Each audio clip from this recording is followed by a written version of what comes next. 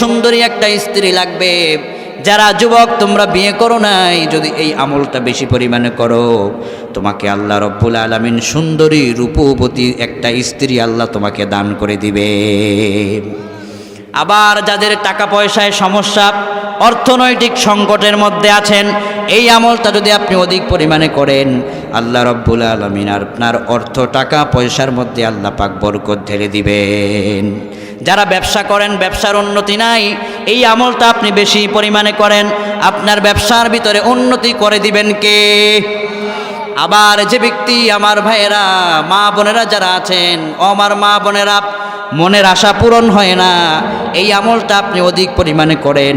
আল্লাহর হাবিব বলেছেন, দুনিয়ার ভিতরে যত কল্যাণ আছে, দুনিয়ার ভিতরে যত হাসানা আছে, এই আমলটা করলে আল্লাহ তাকে তত কল্যাণ তত হাসানা দিয়ে ধন্য করে দিবে।